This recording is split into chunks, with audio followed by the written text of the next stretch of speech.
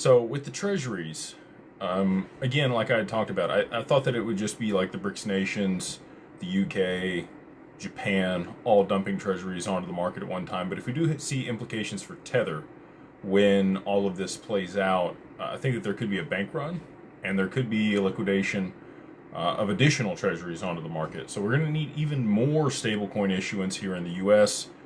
Large banks and institutions stepping in to be able to drive demand for those treasuries to be able to offset the selling pressure that we're going to see.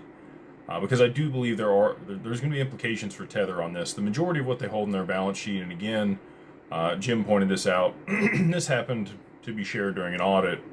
Now they didn't have a full audit, and they never disclosed what's all on their balance sheet line by line. They have given basically the New York regulator a pie chart of uh, what what they are holding for the collateral. Not overly impressive, but the large majority of that was commercial paper. We know what happened in 2008 when many of the large banks were holding large amounts of commercial paper, and the system was under stress. So I do think, that was years ago. That was 2, 3 years ago that Tether did provide that pie chart. Since then, they have continued to buy treasuries and gold.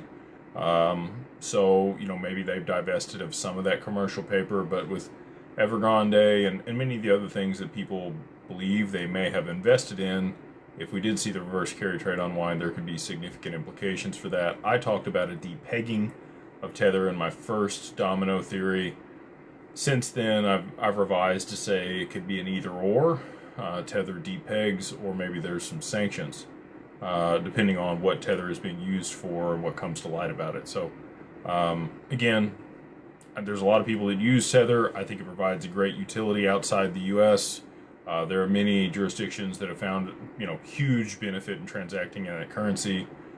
I think that it's odd to me that they would have launched a U.S. compliant stablecoin in USAT if they intended to get USDT compliant within the 3-year period that they had for the window after the Genius Act. So, yet to be seen.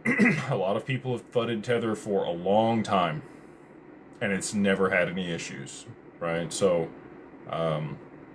always just hearsay.